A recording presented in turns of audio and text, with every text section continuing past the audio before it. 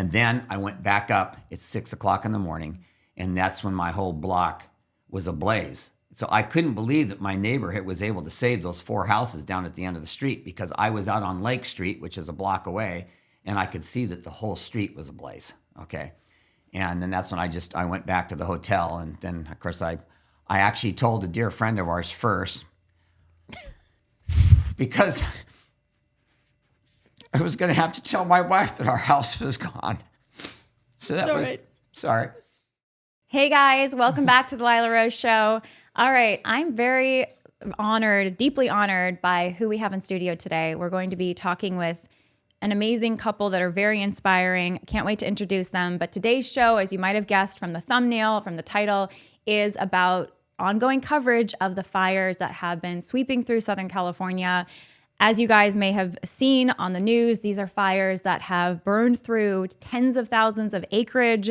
They have displaced thousands of people. There have been 12,000 structures that have been demolished from the California fires.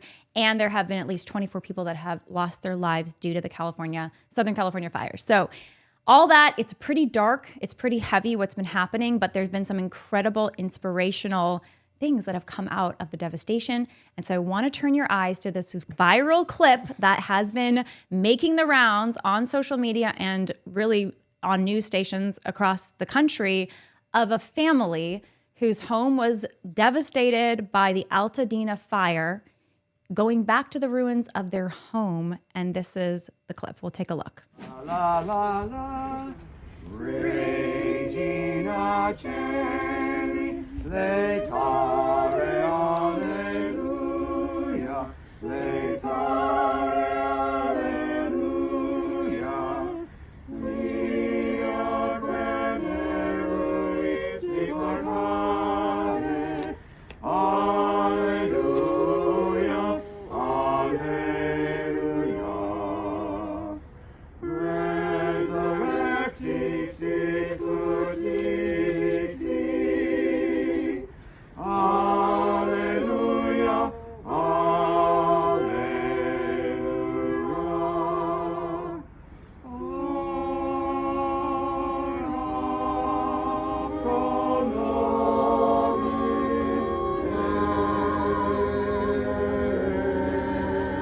We're going to now get to talk with Jackie and Peter Halpin, who are in studio from the clip that you just saw. Their home burnt down in the Altadena fire.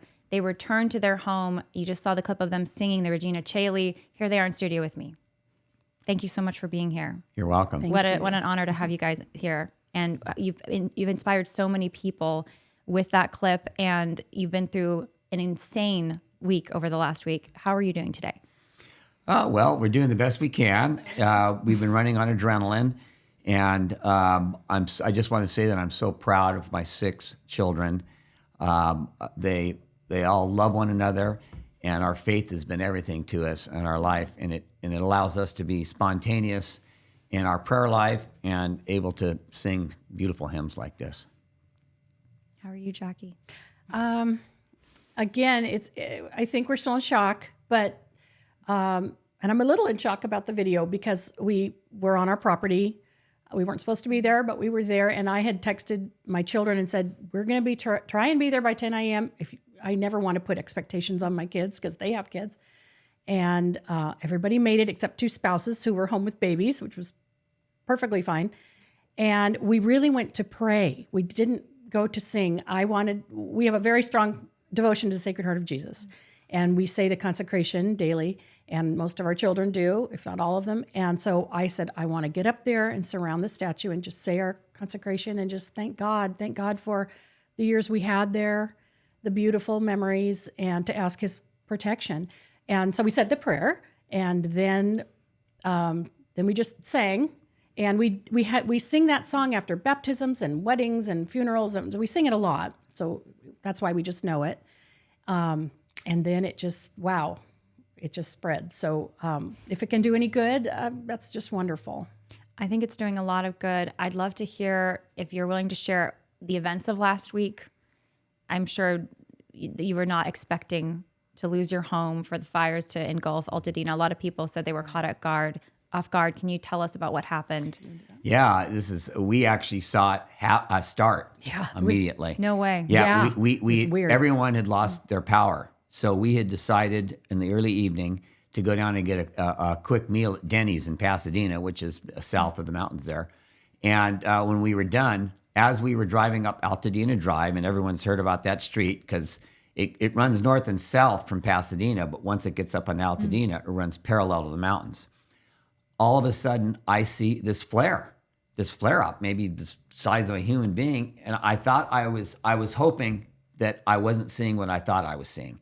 And I said, "Oh no, Jackie, I think I just saw a flame up there, right up in Eaton Canyon there." Because I'm a contractor, so I work in this whole area. This was on last Sunday or last, what It was this? what day did it? It started on Tuesday, It's didn't it? Tuesday, So I a think. week from today. From today. 1 week. Yeah, I ago. believe it Okay. was a Tuesday. Yeah, we can't even keep We're a track little of time. lost. I don't blame you. Whatever day it And started. as we drove up Altadena Drive, by the time we got to New York, it was raging. And the response of the fire department, I mean, they are flying up Altadena Drive. They were coming because they saw it happening too, and there was a report. And with the winds were 70 or 80 miles an hour, and I thought, we are in trouble. I mean, I knew the whole community was going to be in trouble immediately because these particular winds were erratic. They weren't really just going one direction. They were all over the place. And as we headed home, as we got home, which is about 2.5 miles away from there, we just see this smoke just coming across the land, And I would have to say within no more than about an hour, we knew that we were in a danger zone.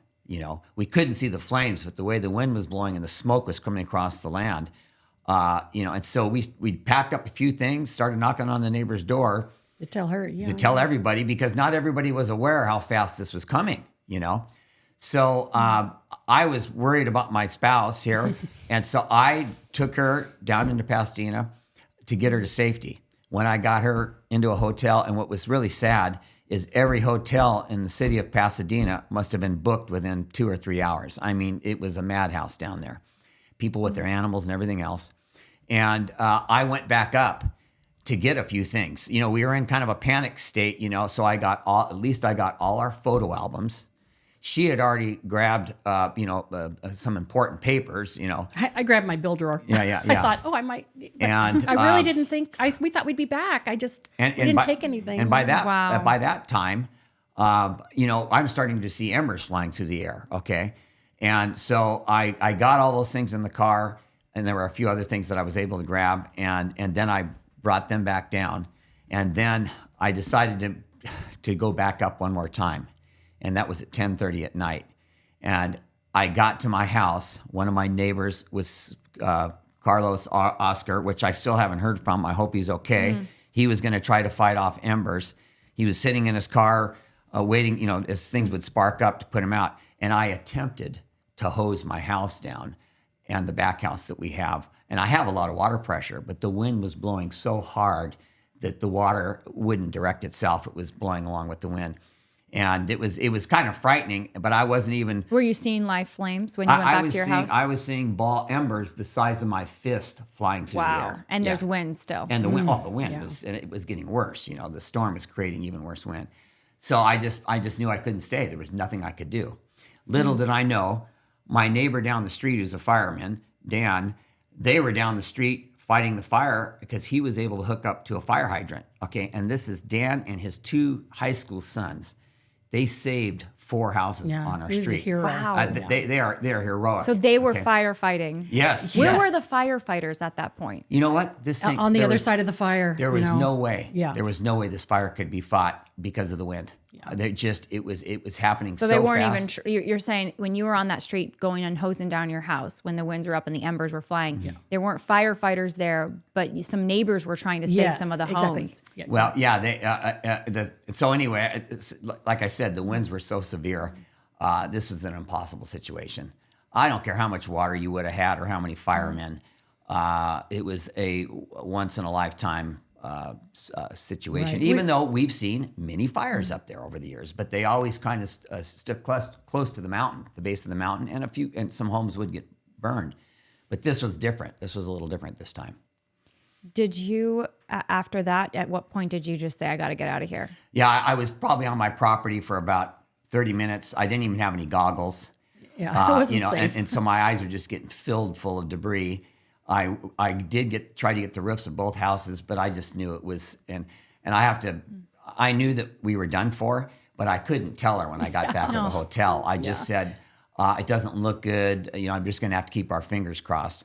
But I could tell that it was a lost cause, And then I went back up. It's 6 o'clock in the morning, and that's when my whole block was ablaze. So I couldn't believe that my neighborhood was able to save those 4 houses down at the end of the street, because I was out on Lake Street, which is a block away, and I could see that the whole street was ablaze. Okay. And then that's when I went back to the hotel. And then, of course, I actually told a dear friend of ours first, because I was going to have to tell my wife that our house was gone. So that was right. sorry. And so my friend cried, and I was crying. But anyway, so we got back. I got back to the hotel, and I told her that everything was gone.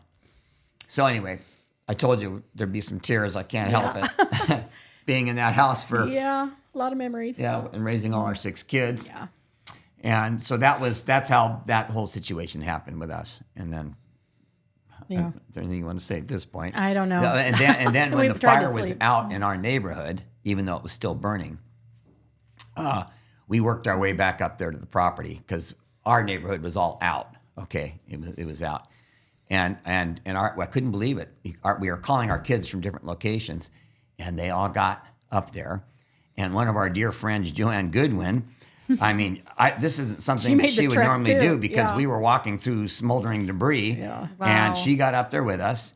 And there was another nephew that was up there with us, Timothy. He's my nephew. And so we walked on the property, and we saw the statue there. And Timothy had already been up there, and he saw the statue prior to us getting up there. And we felt like we needed to get up there on our property. And that's when we just decided we were going to pray around that statue. And then the song just came in spontaneously, because we sing together all the time. So How many days after you evacuated on Tuesday was this? Which I day think was this the was week was this? Thursday we went up. Thursday Yeah, morning. that's been Thursday So morning. you morning. went back to the house. You saw it for the first time. Yeah. yeah, the whole neighborhood. How was gone. that, being back there at the Well, first? you know place? what? I was very nervous about going. I was really dreading it, but I thought I knew I kind of had to do it.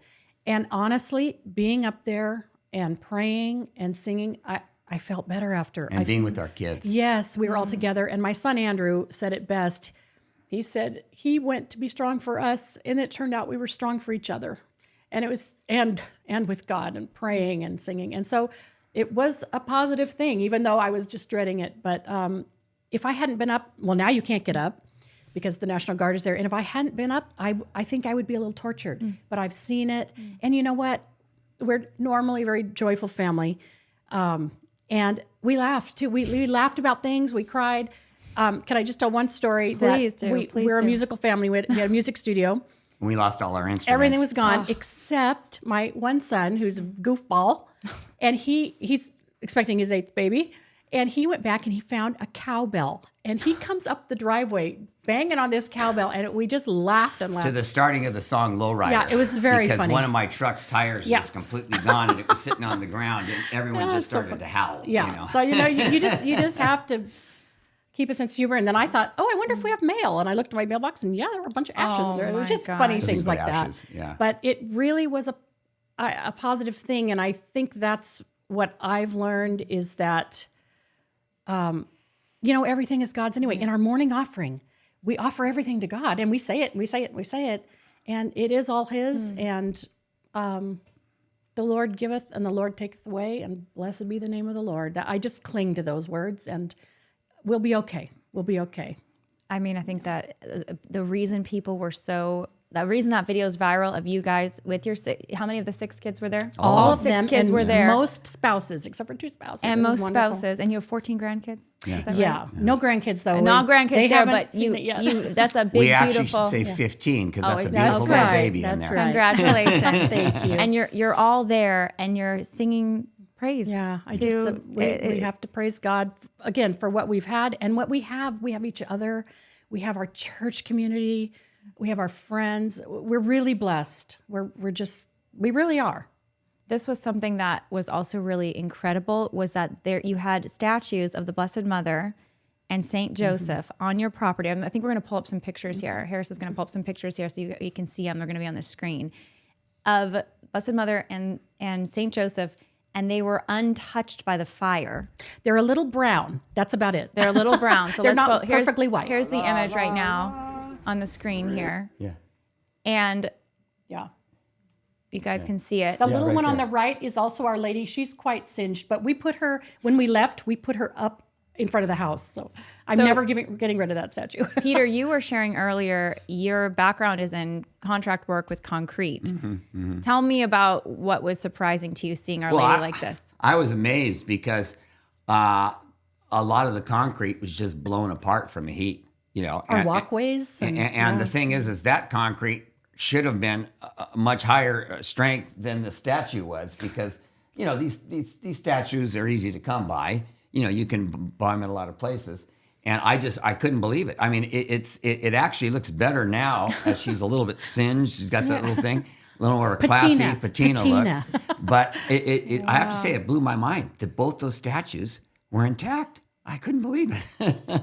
I mean, stainless steel refrigerators, stainless steel stove, everything melted over. Just melted over from the heat, extreme heat, and those statues are still there. So that was so hopeful. It just you just feel protected, and you know what? God has this. We're going to give this to God, and so it was really. It's not a bad memory for me to have gone up there. Like I said, I was dreading it, but it was a beautiful experience with our kids there with us. So.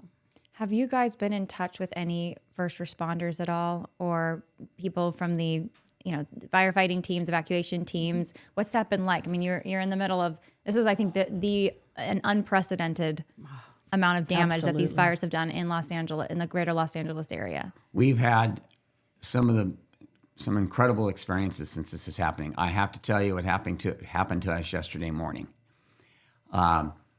We were at the same Denny's. We went to the same Denny's to have breakfast on the night of the fire.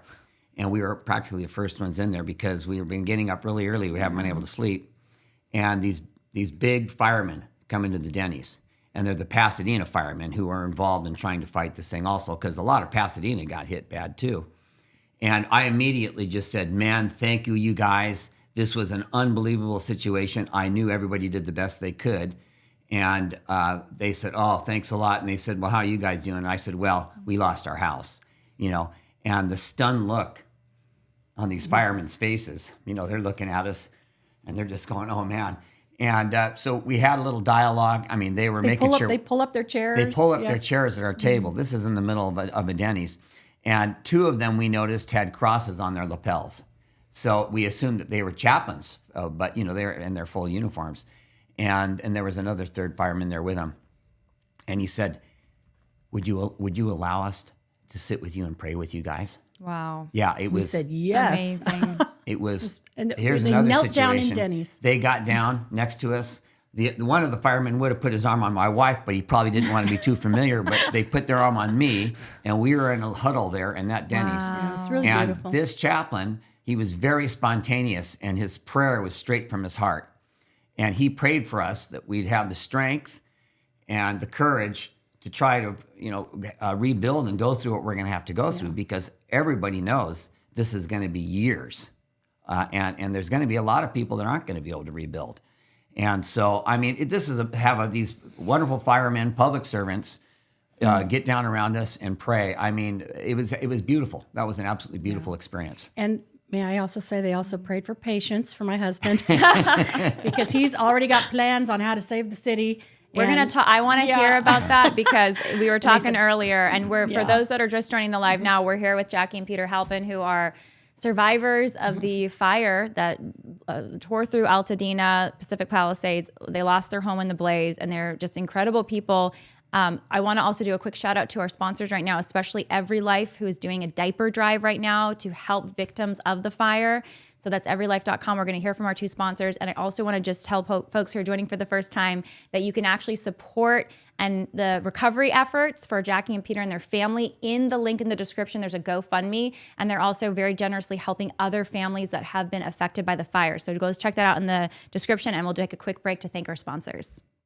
EveryLife.com is America's pro-life baby diaper and wipes company, and I'm so excited to share about their new products too. I love EveryLife.com, and I use EveryLife diapers and wipes for my little ones because these are a best-in-class product that are clean. There's no harmful dyes or fragrances or phthalates in this product. It is designed to be healthy for your little one and good for your little one's skin. If you go to EveryLife.com/join today, by joining the Changing Lives Club, you not only get 10% off your monthly diaper and wipe subscription, in addition to that, you'll get a free tote bag, and EveryLife.com will donate a box of diapers and wipes to a mother and baby in need. And I'm excited to share EveryLife.com is now offering training pants for your little one.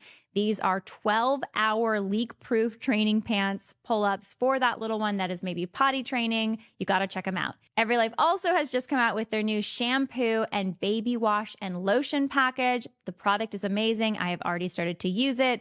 And if you go to EveryLife.com/join today and join the Changing Lives Club and use the code Lila, you'll actually get up to 25% off your first order. That's EveryLife.com/join. Use the code Lila.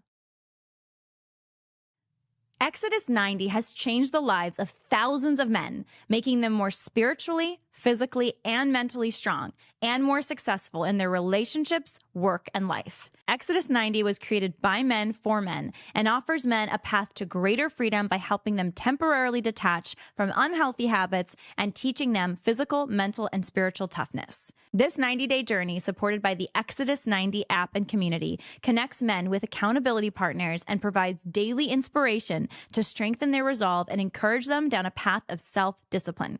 The results speak for themselves. 99% of men who make an Exodus report a greater level of freedom than they've ever experienced before. For the men in our audience, go to exodus90.com/Lila to learn more about the Exodus 90 app. That's exodus90.com/Lila. Hey guys, welcome back. Okay, we are here with Jackie and Peter Halpin, who survived the fires that ripped through Altadena. They lost their home in the blaze. There's a viral video of them going around. If you haven't seen it already, we shared it at the top of this podcast of their family and all 6 children at the site of their home singing praise to God in the middle of the devastation.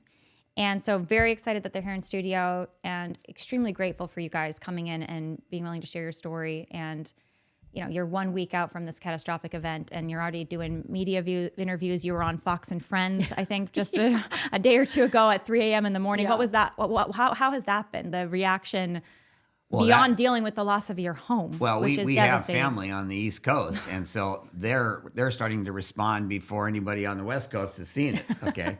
And then I have to tell you something that's incredible. So one of my nieces that's in Boston, her husband is Lebanese, and he sent the video to Lebanon. Yeah. Wow, okay. Amazing. And then my sister Marianne that lives up in San Jose. Hi, Marianne.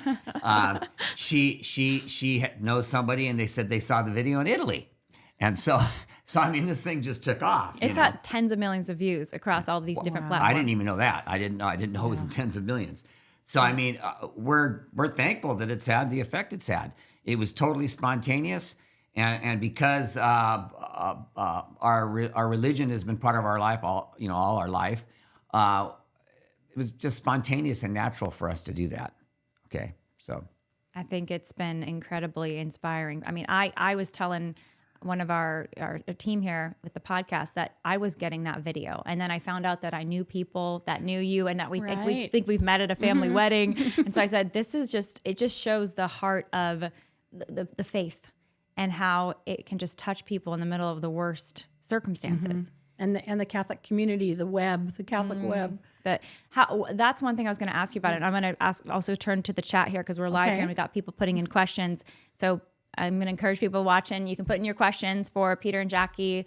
Again, they survived the Altadena fire, lost their home. They're from that viral video that's going around where they're singing at the ruins of their home. We've got them in studio, so we're really excited and honored that they're making time for us in the middle of all the insane stuff you're dealing with. You mentioned the Catholic community. that's been something, again, I'm still seeing it from afar, but I just watched some of that emerging, just the community coming together. What's that been like for you guys in the last week? Well, amazing. We have a group of wonderful friends. We're kind of attached to two parishes. Pre-COVID, we were at St. Therese in Alhambra, and they have been so supportive. We go to St. Andrews in Pasadena. St. Andrews has had lots of families with, lose their Wow. homes. But we feel protected. We feel lifted up. We're staying at friends right now, and then we'll probably go back to my oldest sons, and maybe we'll go back to friends. I don't know how people do it without a community, without family. There are people worse off than ourselves. And I want to remind everybody, St. Elizabeth Catholic Church is right there. It's still intact, just was on the edge of the fire line. Sacred Heart Catholic Church is over on Lincoln.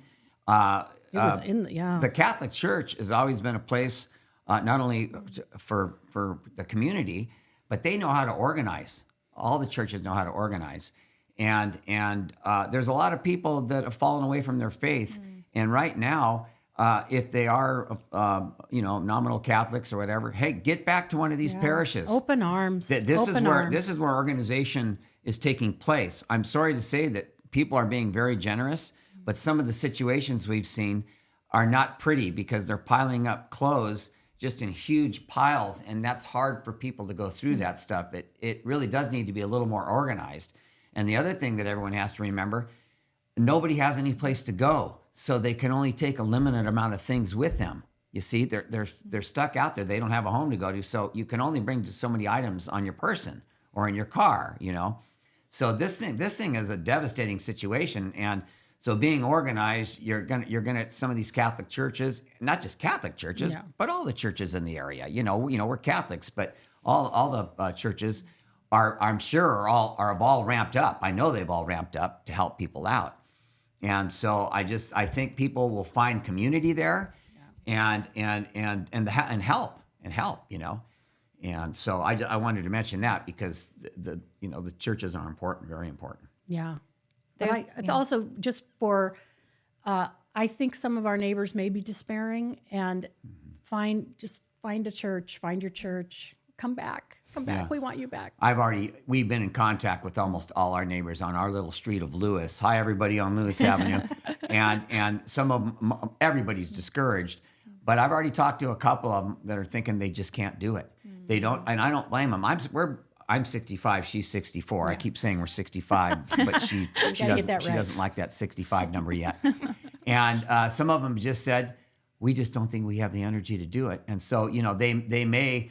if they are insured, I think they may just take the money and sell their property because one of my neighbors, he and his wife are taking care of their 100-year-old mom. Wow. And see, that's going to be a very difficult situation for them to go through because it could be a couple of years, okay? Because there's a shortage of there's going to be a shortage of contractors, there's going to be a shortage of labor, and so it's going to be quite an ordeal.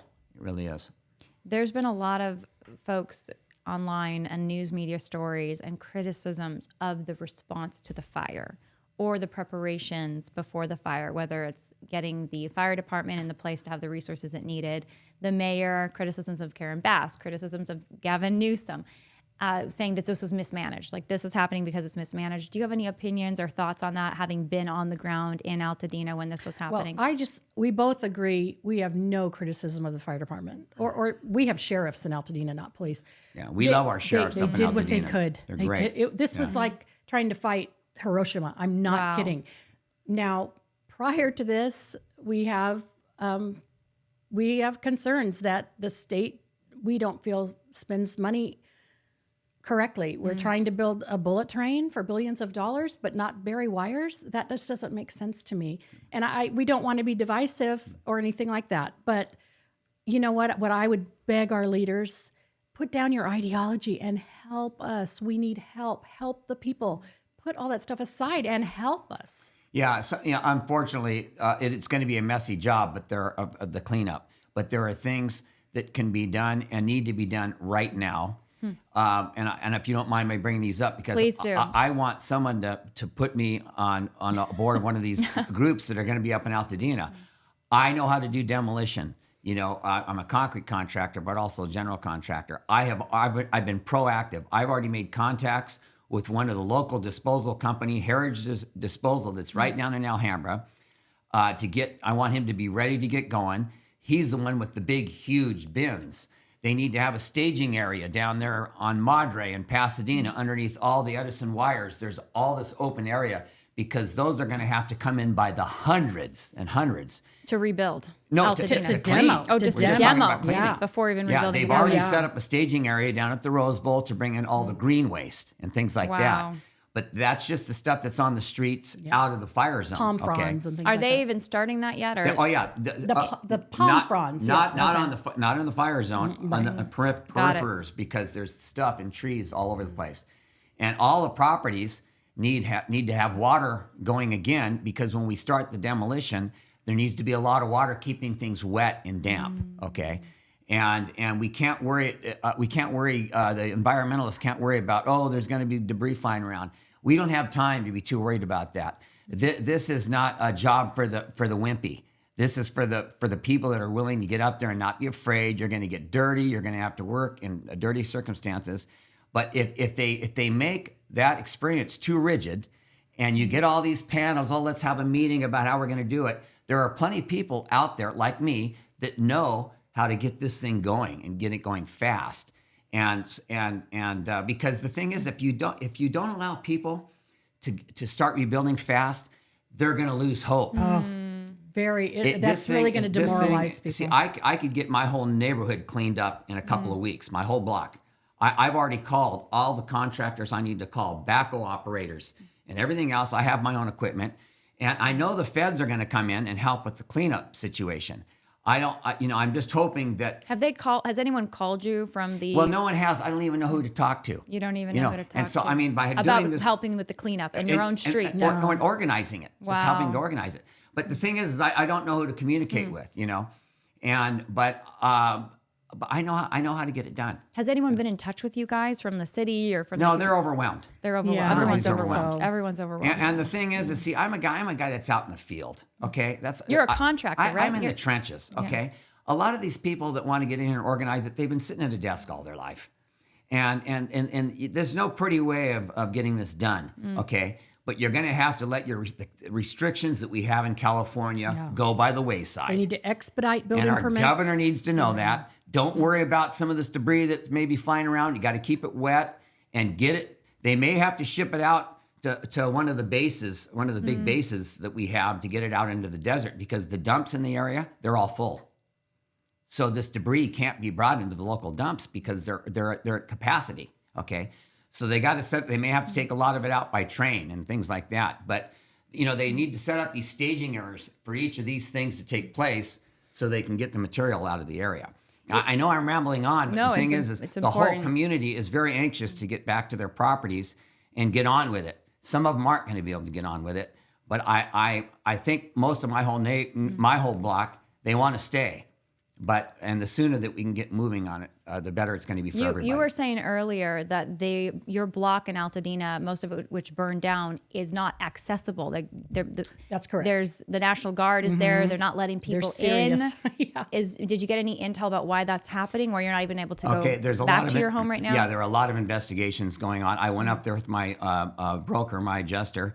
Jim, you're doing a great job. He's with Allstate. I mean, really, he really is wonderful. And he's just That's good. sharp. And he's an ex-builder and everything else. And he thought for sure he was going to be able to get in, but these guys were serious. Now they're doing some investigations, a variety of investigations.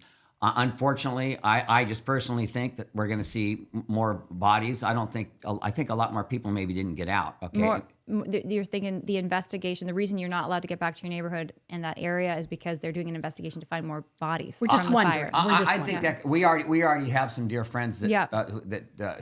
somebody was left behind. They thought they were following her, and she wasn't with them. They got to the rendezvous point, and then they found her. Was it yesterday or today?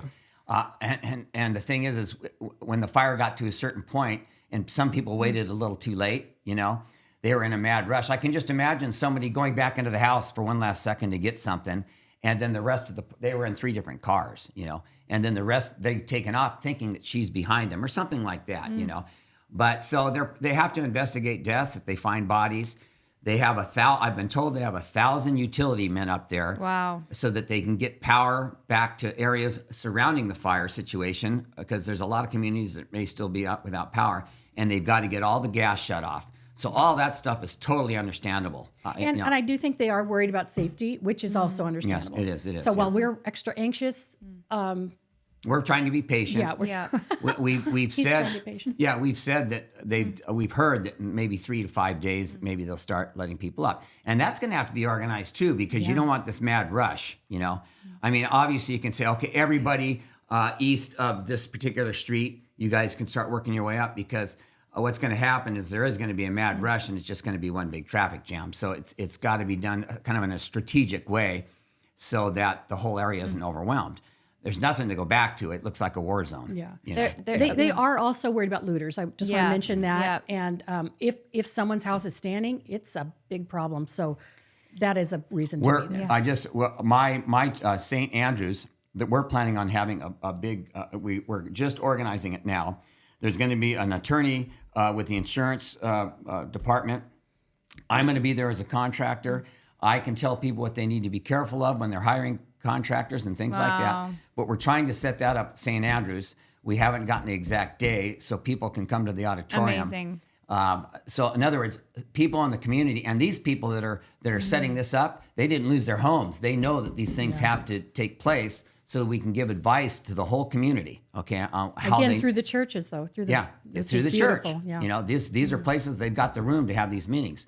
So and there are probably the other churches, Saint Elizabeth, Sacred Heart over on Lincoln. They could probably do the same thing there at their parishes, And if we can fit in the time, we gentlemen that are putting this together could probably go from church to church, because you can get to those. At least you can get to. I think you can get to Sacred Heart still. They may not have allowed. I don't know if St. Elizabeth is open, but the thing is even the sooner you can have people get together and commiserate, if you will, over their situation, and it's a place where everyone can gather too. For these meetings that need to go on. Are you guys hopeful based on what you're seeing from the community response? I mean, again, you mentioned the amazing Catholic Christian communities, but then also just based on what you know of the larger community, the governance, everything else, are you hopeful for the future of Altadena, the future of this part of LA? Well, I have to be honest with you. I mean, everybody that lives up in we've loved living up in Altadena. And of course, our weather conditions have gotten much better. When I was, in the 60s, when I was a kid, I mean, half the time you couldn't see those mountains. But now smog was so bad. They're you can see them 90% of the time. But our whole area has got an inversion layer. It always has, from the beginning of time. But and it's so. And I know a lot of people up there, not necessarily closely, but everyone acknowledges one another, at least in our neck of the woods. I'm hopeful about the community. I am a little worried that the character is really going to change. The character, Because you're going to lose, people are going to move away from Altadena? yes, the and people that people were will really come in and maybe now again with the housing laws in Sacramento, they've made it very, very easy to build a huge apartment on your little family lot, and I just think the character may go. Yeah, but the community itself is great. But the state has taken over the local governments, and they're calling all the shots, and they're not notifying the communities about what they're going to allow to be done in our communities. And so we're very disturbed by that. It's been going on for several years now, and it just started to happen right before this fire happened in our street. There's supposed to be a 3-story limit in Altadena, and the state has come in and is allowing them to build 5 stories. Wow. Okay. And, we have a panorama of the mountains up there. You don't want to start building big, tall buildings up in there in Altadena, because that's why everybody goes up there. It's beautiful. You can see the mountains, You start building high rises, and you want to talk about ruining a community. That's going to ruin Altadena. So I don't. I'm not naming anybody in particular, but that's the kind of thing that's happening. We have lost control of our local government, and the state is coming in, and they're telling us what we must do, the mandates, what we must do, and it's frightening. It really is. It's been 1 week now since the fire. And again, for folks watching for the first time, Jackie and Peter Halpin are here, lost their home in the Altadena fire. They are sharing their story of faith and trust in God despite the worst circumstances, some of the worst circumstances. What has been most surprising to you guys, or at least one of the most surprising things in the last week since the loss of your home? I want to say our little neighborhood has come together, and we feel so lifted up by our friends and our church, but that's not super surprising. Well, maybe the neighborhood's surprising, but everyone has always been so great. I don't know what's surprising, maybe.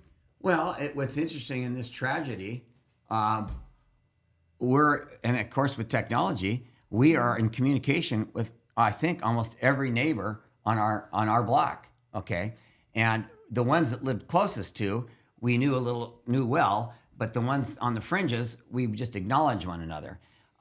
We all know each other by our first names now. This has really brought us together. You know, I have to say. and the down the street, those 4 houses that were saved, you know, they're afraid that the rest of the neighbors are going to give up on our block.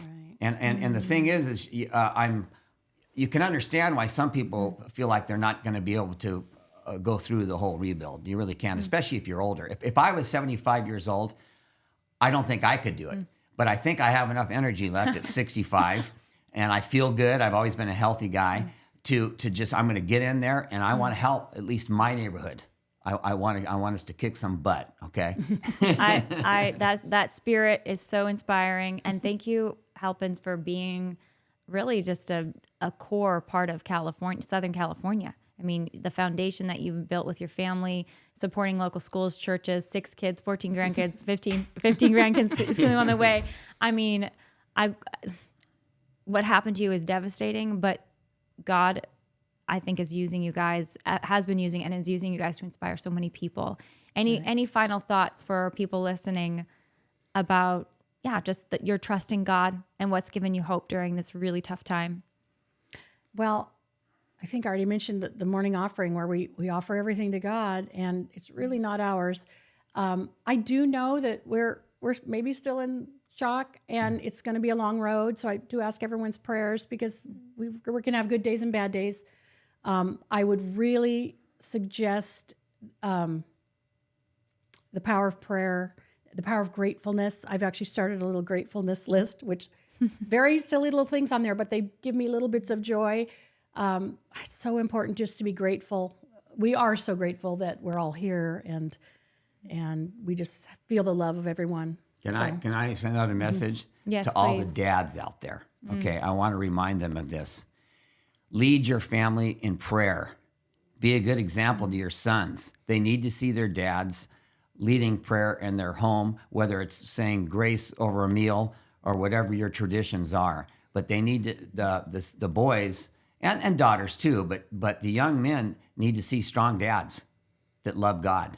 And all it takes really to get started, if you don't have a prayer life, just say the Lord's Prayer every day, the Our Father.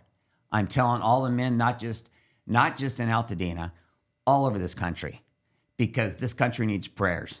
It really does.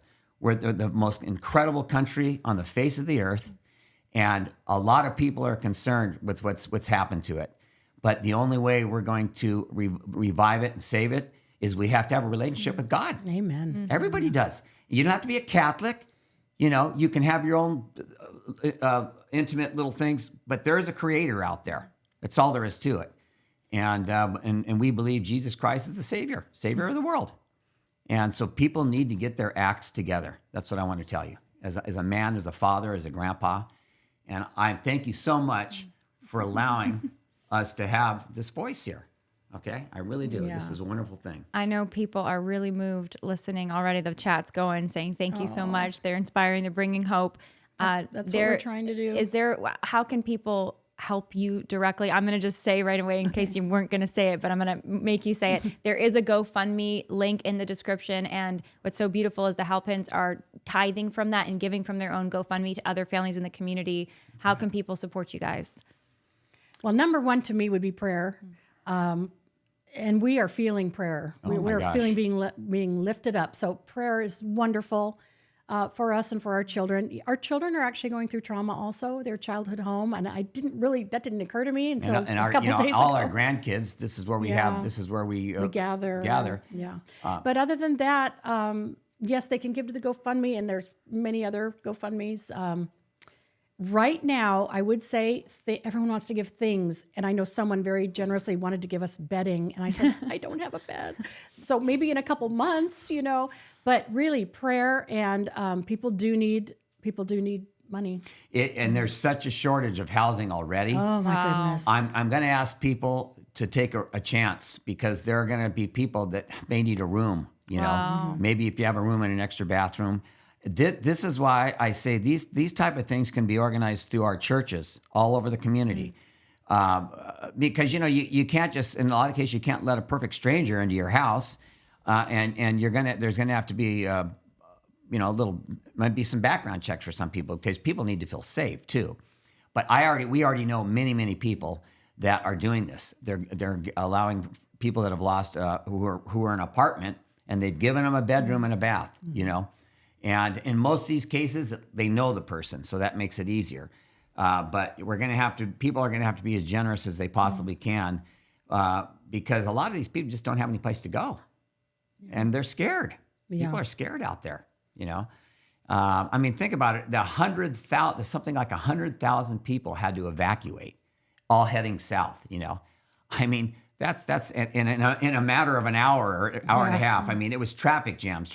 Thank goodness we have a lot of north and south streets coming out of the mountains. It's not just one road like they had in the Pacific Palisades. Wow. Right. Like That was PCH, a very scary situation.